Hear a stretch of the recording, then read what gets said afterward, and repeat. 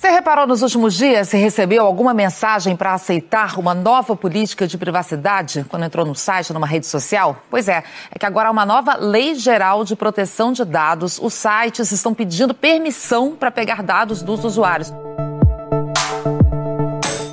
Não são só os grandes sites e aplicativos como Google, Facebook e WhatsApp. Todos os órgãos públicos e empresas, mesmo as menores, vão ter que se adaptar à nova legislação sancionada na sexta-feira pelo presidente Jair Bolsonaro. A Lei Geral de Proteção de Dados foi aprovada há 2 anos, mas só agora saiu do papel. As regras deveriam ter entrado em vigor em abril deste ano, mas o presidente Jair Bolsonaro editou medida provisória prorrogando esse prazo para maio do ano que vem. Ontem, o Senado rejeitou esse adiamento. A lei prevê uma série de obrigações para as empresas no tratamento de dados pessoais. O cidadão passa a ter direito de saber quais dados uma empresa tem sobre ele, de solicitar a retificação de informações e até de pedir que sejam apagados. As empresas terão até agosto para se adaptar. Depois disso, quem não cumprir as regras pode receber multa de até R$50 milhões. A Lei Geral de Proteção de Dados é uma espécie de código de defesa do consumidor para dados. Ela diz o que as empresas podem e não podem na hora de guardar, usar ou repassar informações que cada pessoa fornece ao se cadastrar em sites, navegar em redes sociais, consumir produtos e serviços. O que muda para os consumidores e as empresas com a nova lei? Como funciona esse mercado de dados pessoais? Quem vai fiscalizar o cumprimento da legislação? Esses são os temas do Ao Ponto desta segunda-feira. Eu sou Carolina Moran, sem o Roberto Maltic, que está de férias, e neste episódio converso com o doutor em Direito Civil, Danilo Doneda, especialista em proteção de dados e privacidade, e também com o colunista Pedro Doria. Fique com a gente.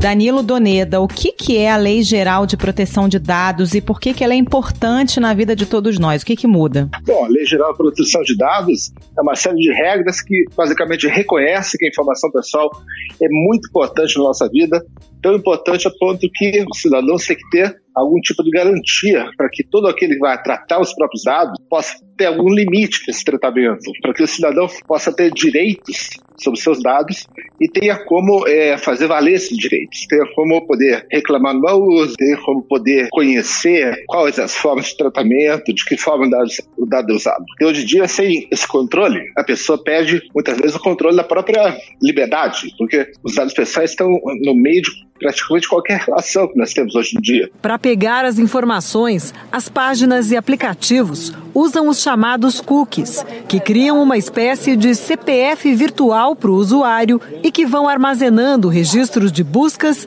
e afinidades dele. Quando a gente fala de dado, Danilo, a gente não está falando só daqueles dados, por exemplo, que a gente deixa nas redes sociais, no Facebook e tudo mais. Tem ações do nosso cotidiano, por exemplo, você vai na farmácia e aí o atendente te pede o CPF para dar um desconto. Isso já é um dado pessoal que fica ali disponível, a gente não sabe bem para quê, né? Não, exatamente. A Lei Geral de Proteção de Dados, ela é geral exatamente porque ela tem a ver com qualquer utilização de qualquer dado, não só na rede social, não só na internet, mas em qualquer situação na qual alguém use seus dados. Pode ser em relação ao governo, pode ser, como você até muito bem mencionou, quando a pessoa, para comprar o remédio, às vezes tem um desconto enorme, 60% de desconto no remédio para alguma coisa contínua, como pressão, coração, por exemplo. A pessoa vai pegar aquele desconto porque, enfim, é praticamente impossível não querer pagar metade do valor. Só que o que ela tem em troca? Ela não tem em troca informação nenhuma sobre o que vai ser feito com aquele dado.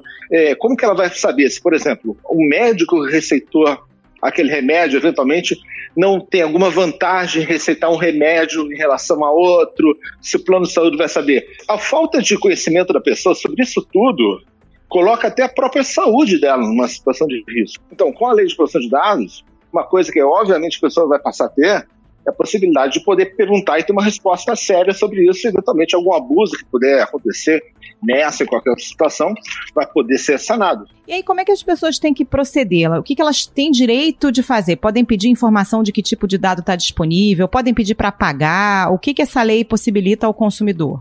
Olha, essa lei, ela não é propriamente uma lei sobre segredo, sobre sigilo, ela é uma lei que dá controle para o cidadão sobre os dados. Então, todo aspecto relevante sobre o tratamento de dados tem que ser transparente. Qualquer cidadão, eu, você, qualquer cidadão, vai ter o direito amplo de pedir para qualquer um que use seus próprios dados, os dados dela, né, informações sobre para que o dado é usado, que efeito que aquele dado pode ter na sua vida, com quem que o dado eventualmente é compartilhado, é repassado, ele pode ir contra, pode negar o tratamento para coisas com as quais ela não concorde, que sejam abusivas. E, enfim, esse tipo de controle está justamente na raiz da lei. A lei não serve propriamente para você evitar que use os dados. Não é isso. Ela reconhece que hoje em dia é muito bom, é necessário, inclusive, que os dados sejam utilizados.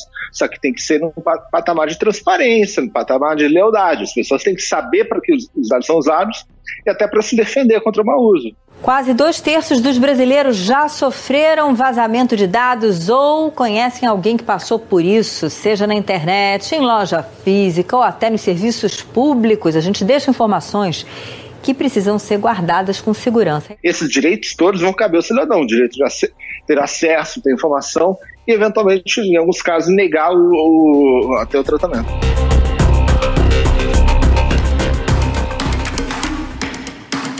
O que acontece muito também é que muitas vezes esses termos de uso, né, ou de privacidade, são aqueles documentos imensos que ninguém lê e dá ok. A lei regulamenta isso de alguma forma, nem sempre essa informação é muito clara também, né? Então, Carol, isso é muito importante você ter perguntado, porque esses contratos são muitas vezes longos, a gente não lê. Veja bem, esses contratos, eles não podem ser uma base para você autorizar um tratamento sobre coisas que a gente não sabe. Isso é até uma coisa que a gente já conhece em termos de direito do consumidor no Brasil. A gente sabe que tem vários contratos que não são lidos, mas não é por isso que valem contra o consumidor, porque o importante é que, nesse caso, no tratamento de dados, o tratamento de dados é tão importante que não basta ter um contrato que a pessoa muitas vezes assina automaticamente porque não tem opção. Interessa que a pessoa tenha noção real e verdadeira do que está acontecendo. Se a pessoa não tiver essa noção, isso a LGPD deixa claro, até porque ela, nesse sentido, até pega de empréstimo algumas coisas do direito do consumidor. Se a pessoa não tem noção, se ela foi induzida a fazer uma coisa que ela não sabia muito bem o que era, por causa de um contrato longuíssimo, impossível de compreender, então não é que ela deu consentimento, não é que ela autorizou. Vai ser necessário, portanto, que as empresas, todo mundo que trata de dados, se preocupe em ser simples, claro e direto. As empresas estão com páginas onde explicam o que é feito com os dados, desde nome e e-mail até informações como religião, posicionamento político e orientação sexual. Tem um dispositivo na lei que trata dos dados sensíveis, né? Por exemplo, informações de saúde. O que é considerado dado sensível e que tipo de tratamento ele tem a partir da sanção dessa lei? Então, a lei protege qualquer tipo de dado. Todo tipo de dado que é pessoal é protegido. Ela tem uma categoria só de dados que são mais protegidos, cuja proteção é um pouquinho maior. É dos dados sensíveis, que você mencionou. Inclui saúde, dados biométricos e outros. Por que existe essa categoria? Por que eles são mais protegidos ainda? Porque dados, por exemplo, dados de saúde, dados biométricos, dados genéticos, são dados que têm um potencial maior de causar discriminação, de serem utilizados para discriminar uma pessoa. Por exemplo, sabendo dados sobre o histórico clínico de uma pessoa, numa situação, por exemplo, de seleção de emprego, numa situação de precificação de seguro, isso pode gerar algumas distorções que vão colocar as pessoas num patamar de desigualdade, que vão, por exemplo, dados sobre a etnia de uma pessoa, numa situação qualquer, se forem utilizados por uma seleção de emprego, pode facilitar com que algum tipo de racismo seja perpetrado. Então, esses dados, eles podem ser tratados, não é que não possam, mas o tratamento vai ter que ser muito bem justificado e o seu controle vai ser maior também. Então, por isso que a lei se preocupa mais com os dados sensíveis. Danilo, o governo ainda precisa criar a Autoridade Nacional de Proteção de Dados, que é quem vai fiscalizar o cumprimento dessa lei e também regulamentar uma série de pontos que ainda ficaram em aberto, né? Lembrando que quem vai nomear os 5 cargos é o presidente Jair Bolsonaro e esse órgão vai ficar vinculado à Casa Civil, ou seja, diretamente à Presidência da República. Até que ponto eles vão ter independência para trabalhar nesse cenário? Sim, a ANPD, a Autoridade Nacional de Proteção de Dados, ela não foi criada ainda, depende do decreto para nomear, a gente não sabe ainda como está essa dinâmica, e sem ela estar criada, você tem alguns problemas, como por exemplo, esses pontos que você mencionou daí, que precisam ser regulamentados, você não vai ter autoridade para regulamentar. Agora tem outras coisas também, as multas, quando elas puderem ser feitas, ele não vai ter quem possa impor as multas, as sanções. E outra coisa que talvez seja, nesse primeiro momento, muito importante, é que quem que vai fazer cumprir a lei? Enfim, sem autoridade, você não tem para quem reclamar, o cidadão. Ele vai poder, obviamente, reclamar para o judiciário, para os tribunais, o Ministério Público vai poder entrar, os órgãos de defesa do consumidor, a Procon, etc.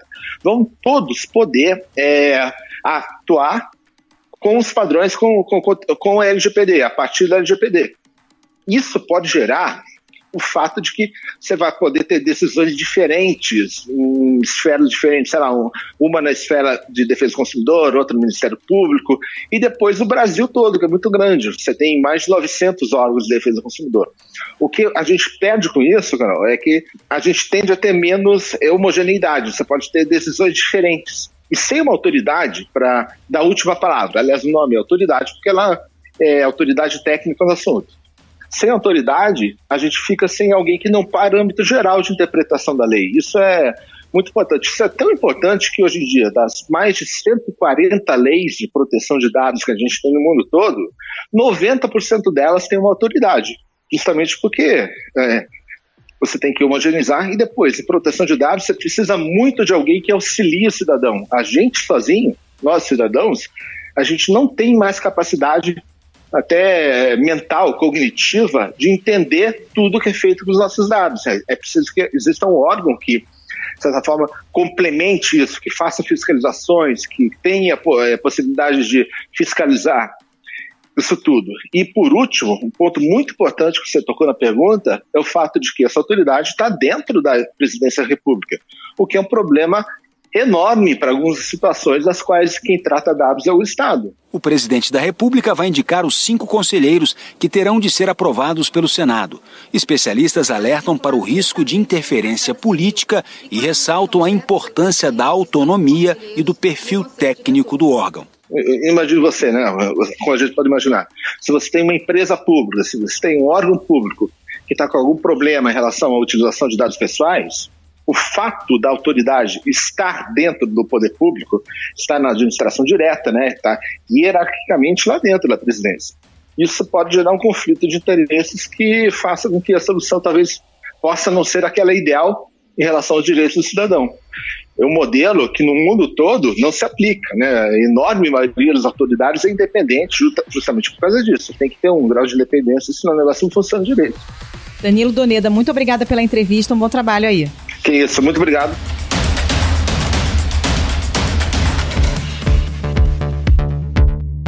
Pedro Doria, essa legislação de proteção de dados é fruto de consenso? É uma legislação considerada boa por todas as partes envolvidas? Carol, é sim. É uma legislação que, na verdade, traz uma base muito sólida.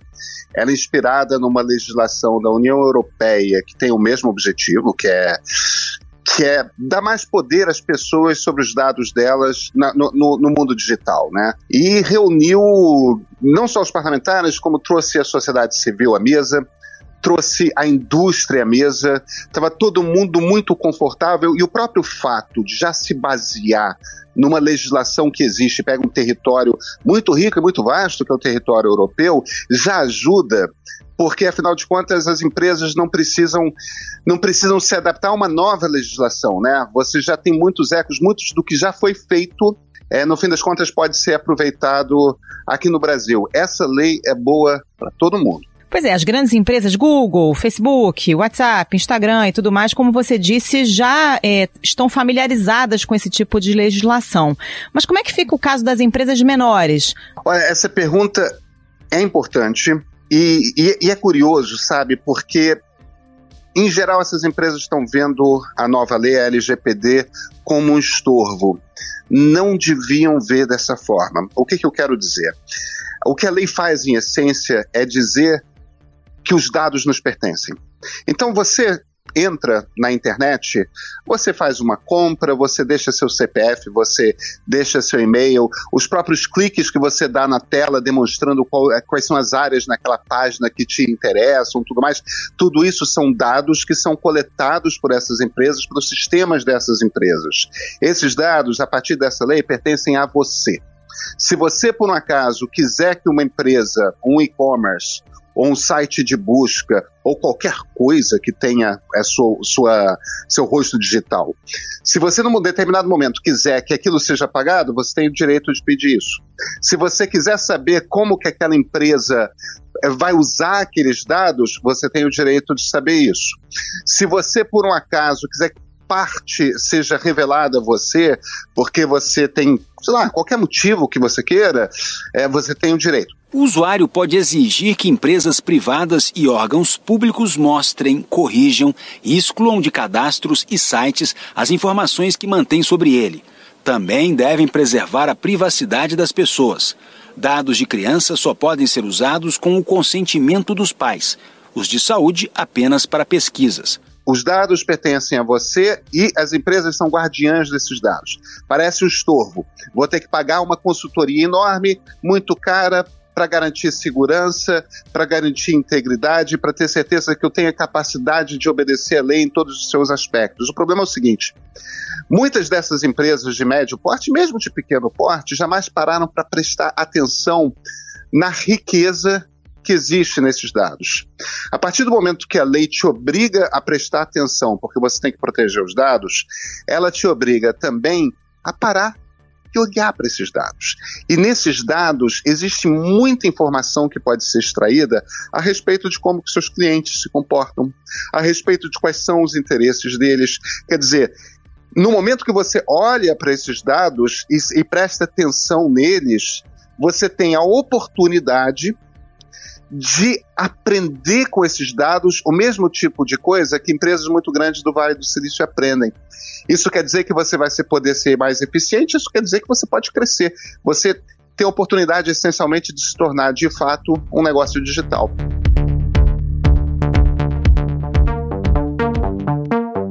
Na prática, Pedro, o que vai mudar na vida do consumidor? Sei lá, o sujeito chega na farmácia, a farmácia pede lá o CPF, um cadastro básico para dar um desconto. Hoje essa informação ela pode ser usada livremente, isso vai mudar? A farmácia vai ter que avisar na hora para que vai usar aquela informação? Como é que isso se dá na prática? A farmácia não precisa necessariamente avisar o cliente para que ela vai usar aquela informação. Mas se o cliente perguntar, ela é obrigada a dizer. Idealmente, as empresas terão páginas em que elas vão explicar como é que eu uso, explicar que tipo de informação é colhida, com que objetivo e tudo mais. Quer dizer, no fim das contas, para o consumidor, o que ele tem que ter em mente é o seguinte: os dados pertencem a você. Eles podem estar sob custódia de empresas. Os dados pertencem a você. Você tem pleno controle sobre como suas informações são utilizadas e você tem o direito de pedir qualquer informação a respeito disso que você desejar. E as empresas, evidentemente, elas vão ter um tempo, é só em meados do ano que vem que elas começam a ser punidas de fato. A gente tem aí, então, os dados sendo considerados o novo petróleo pelo valor que eles têm e, além da perda de credibilidade, uma empresa que não cuidar dos dados dos consumidores também está aí suscetível a penalidades, multas que podem chegar até 50 milhões de reais. Quer dizer, existe esse período aí de adaptação, que é uma adaptação dupla, né?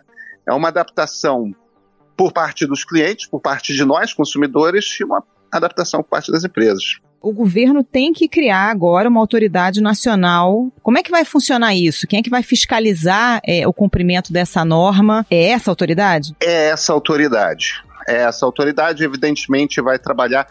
Pensa um pouco como se fosse uma espécie de Anatel dos dados. Sabe, uma dessas agências reguladoras, que evidentemente vai ter que ter um corpo técnico sólido, que vai poder fazer recomendações à sociedade e tudo mais. Quer dizer, vai ser um manancial de informação sobre como que os dados são usados no Brasil. Agora, evidentemente, você tem o apoio do Ministério Público e todo cidadão pode, de alguma forma, fazer algum tipo de questionamento a essa autoridade. Não é ruim haver uma autoridade dessas, porque, no fim das contas, vai nos permitir ter um lugar único onde nós teremos informações concentradas sobre como que dados são trabalhados na internet brasileira, né? Como é que hoje esse mercado de dados, hein, Pedro? As grandes empresas de fato vendem os nossos dados ou utilizam de alguma forma, repassam para terceiros? Como é que isso acontece hoje? Existe esse tipo de comportamento, Carol. Olha, isso é uma bagunça. A gente acaba não tendo muita percepção, porque varia muito. Você tem empresas que coletam uma quantidade imensa de dados e não fazem absolutamente nada com esses dados, porque não é trivial. Você precisa de um certo conhecimento técnico, um certo tipo de expertise que muitas vezes empresas não pensam em ter. Então coletam e aquilo fica em bancos de dados que não são usados para nada. Agora, ao mesmo tempo, você tem todo um mercado pirata, né? Porque, afinal de contas, servidores são invadidos por hackers, dados são extraídos e aquilo pode servir para, por exemplo, clonagem de cartão de crédito, sabe? 6 em cada 10 brasileiros afirmam que já tiveram dados vazados ou conhecem alguém que tenha tido. E 81% afirmam ter perdido o controle de como as informações pessoais são usadas. Isso segundo um estudo da IBM. Além disso, o Brasil é o 5º país onde mais se originam ataques na web. Então você vai para o submundo da internet, para a Deep Web, você consegue comprar muitos dados, senhas, e-mails, material que é usado no fim das contas para isso, para fraude.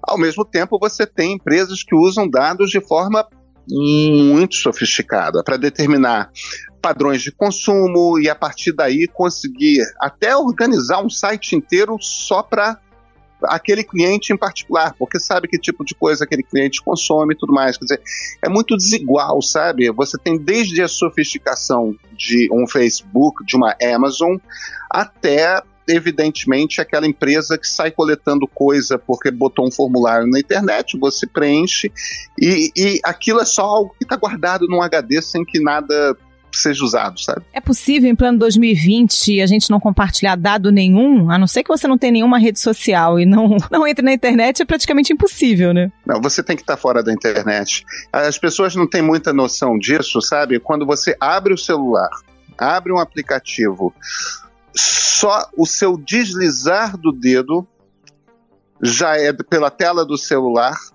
já é computado como dado pessoal. Porque isso dá para um determinado aplicativo uma noção de quais são as áreas da tela mais clicadas, porque aquilo ali é a oportunidade de você botar um botão de venda, por exemplo, sabe? A quantidade de informação que a gente gera é gigantesca. Você só não está nesse mundo se você estiver completamente desligado de apetrechos digitais. Eu não conheço ninguém assim, sabe? Pedro Doria, obrigada pela participação mais uma vez. Bom trabalho para você. Obrigado. Até.